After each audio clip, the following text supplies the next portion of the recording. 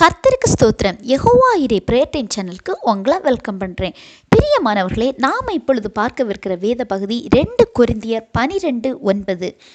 அதற்கு அவர், என் கிருபை உனக்கு போதும், பலவீனத்திலே என் பலம் பூரணமாய் விளங்கும் என்றார். இந்த வசனத்தில் முதல்ல ஒரு கொஸ்டின் கேட்குறேன். கிருபை என்றால் என்ன? கிருபை என்பது தகுதியில்லாத நமக்கு தேவனால் கொடுக்கப்படுகிற ஒன்று தான் கிருபை. கிருபைன்னு சொல்லும்போது, ரெண்டாவது பார்க்கும்போது பலவீனத்திலே என் பலம் பூரணமாய் விளங்கும் அப்படின்னு பார்க்குறோம். பலகீனம்னு சொல்லும்போது நம்ம எல்லாரும் எப்போவே நினைக்கிறோம், உலக பிரகாரமான உடல் பிரகாரமான பலகீனம் அப்படின்னு நினைக்கிறோம். கண்டிப்பாக இல்லைங்க. நமது பலகீனங்கள் சொல்லும்போது மனவேதனை, சோர்வுகள், கடன் பிரச்சனை, உடல் பிரகாரமான பலகீனமும் இதில் அடங்கும்.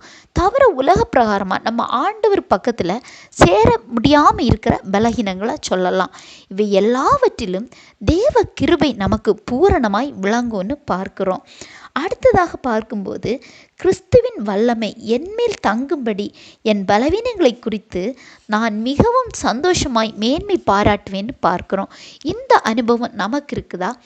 இந்த எல்லா பிரச்சனைகள் இருந்தாலுமே ஆண்டவருடைய வல்லமை தன் மீது தங்கும்படி இவைகளை குறித்து மிகவும் சந்தோஷமாக மேன்மை பாராட்டுவேன் என்கிற வார்த்தையை பார்க்குறோம். பார்த்தீங்களா பிரியமானவர்களே?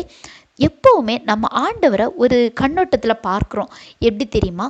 இப்போ உங்கள் முன்னாடி ஒரு மெழுகுவர்த்தி ஒரு இருட்டு அறையில் இருக்குன்னு வச்சுக்கோங்க. அதனுடைய ஒளியை எவ்வளோ தூரம் நம்மளால் உணர முடியும்? ஒரு 2-3 மீட்டர்னு எடுத்துக்கலாம். அவ்வளோ தூரத்துக்கு தான் அதனுடைய ஒளியை நம்ம நல்லா பெற முடியும். நம்ம ஆண்டவரை அதே கண்ணோட்டத்தில் தான் பார்க்குறோம்.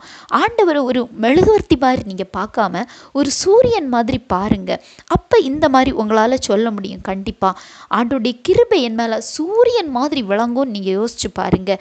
ஏன் தெரியுமா? நம்ம ஆண்டவருடைய அன்புக்கும் கிருபைக்கும் ஒரு லிமிட் வச்சுருக்கோம்.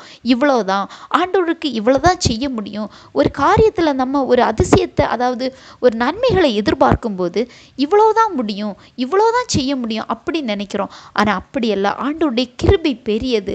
அதை யோசிங்க. அதை ஆண்டவர் சொல்லியிருக்காருல, என் கிருபை உனக்கு போதும், உன் பலவீனத்திலே என் பலன் பூரணமாய் விளங்கும்னு. ஆண்டவருடைய பலன் நம்ம மீது பூரணமாய் விளங்கும்.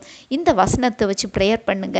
ஆண்டவரே, உங்கள் கிருபை எனக்கு போதும், என் அனைத்து பலகீனங்களையும் உங்கள் பலன் எனக்கு பூரணமாய் விளங்க செய்யுங்கன்னு கேளுங்க. ஆண்டவர் தாமே இந்த வசனங்கள் மூலம் உங்களை ஆசீர்வதிப்பாராக.